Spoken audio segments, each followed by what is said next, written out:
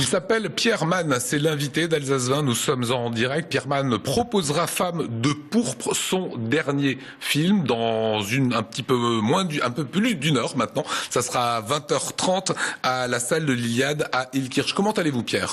Ça va bien, ça va. Pour celles et ceux qui aiment voyager en images, vous avez été et vous êtes l'un des plus grands réalisateurs de documentaires animaliers. Un des plus grands, c'est peut-être exagéré. Il y en a qui sont encore plus grands que moi. On va dire en Alsace. En Alsace, possible. Et Femme de pourpre, c'est une autre page que vous tournez. C'est pas vraiment une page que je tourne, mais puisqu'on me connaît surtout comme cinéaste sur la faune à travers le monde.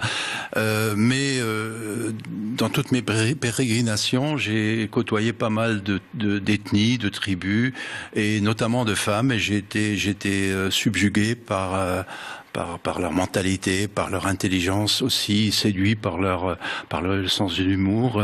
Donc j'ai voulu les faire parler. Donc j'ai voulu leur consacrer une espèce d'hommage, une ode à la femme africaine. Et c'est une vraie ode à la femme africaine. On va voir un petit extrait de ces femmes de pourpre avec, comme vous le dites, les femmes, l'âme éternelle de l'Afrique.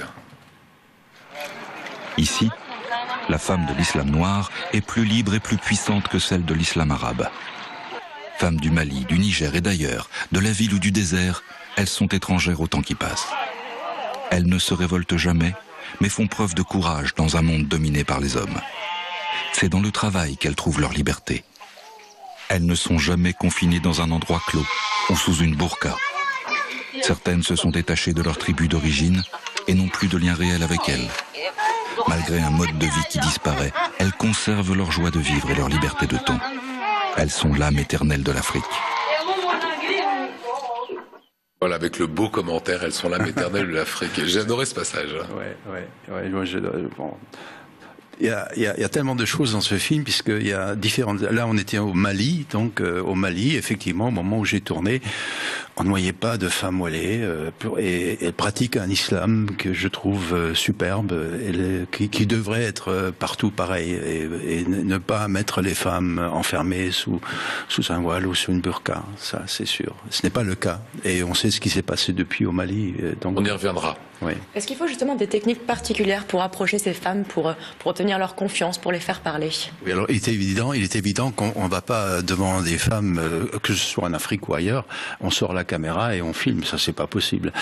Donc il y a une approche à faire, il faut déjà ne pas faire preuve de voyeurisme, déjà demander l'autorisation. On ne voit pas un cinéaste africain venir dans votre chambre à coucher, donc vous n'accepteriez pas.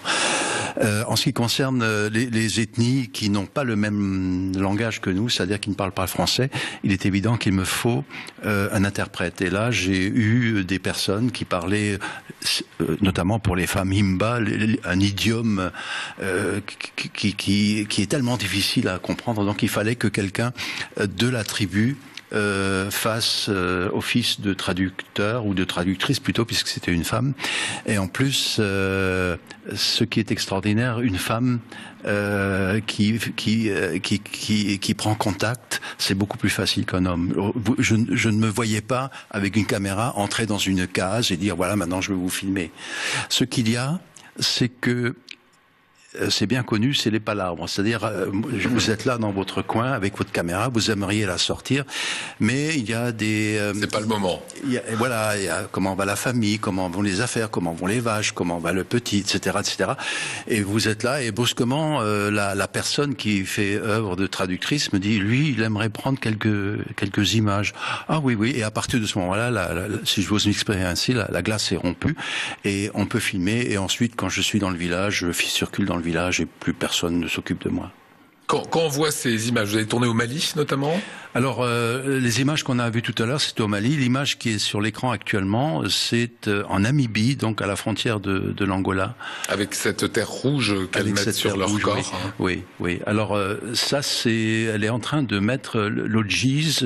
C'est un mélange de graisse animale et d'une pierre réduite en poudre d'ocre. Ça les protège. C'est un signe extérieur de beauté déjà. Ça les protège du soleil et ça les protège. Et elles ont une très belle peau. Ça les protège aussi des insectes.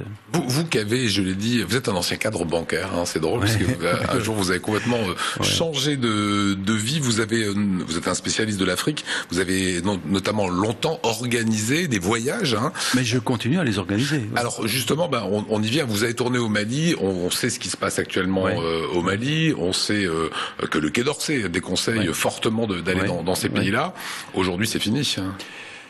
Ou alors vous prenez des risques. Aujourd'hui, ce qui se passe avec Ebola, c'est que il y a beaucoup de voyages annulés, même dans des régions africaines où il n'y aura pas Ebola. Par exemple, l'Afrique du Sud, le Botswana, la Zambie, il n'y a pas Ebola. Donc, mais les gens ont peur. Les gens ont peur. Et je peux vous raconter une anecdote. C'est la première fois que j'annule un voyage, donc avec des clients à Bornéo. Puisque vous parliez du Quai d'Orsay, je voulais leur montrer les orang-outans que je connais bien, au Sarawak, donc côté Malaisie. Eh bien, le Quai d'Orsay nous dit il y a du djihadisme là-bas. C'est ça. Oui. C'est qu'il y a Ebola d'un côté et Daesh de l'autre. Hein. J'ai annulé. C'est le premier voyage en 15 ans que je suis obligé d'annuler puisque les gens ont pris peur. Voilà. Et quand vous parlez de cet islam différent dans l'Afrique noire, de par la façon de le pratiquer, les habits, etc. Il y a une vraie différence. Vous la mesurez. Hein. Oui, moi je ne vais pas j'emmène personne dans des pays où il y a un risque pour mes clients ou pour mes amis. Donc je ne me vois pas aller dans une région où règne un islamisme extrême. Non. Trop dangereux. C'est trop dangereux. Voilà, je rappelle que ces images sont magnifiques.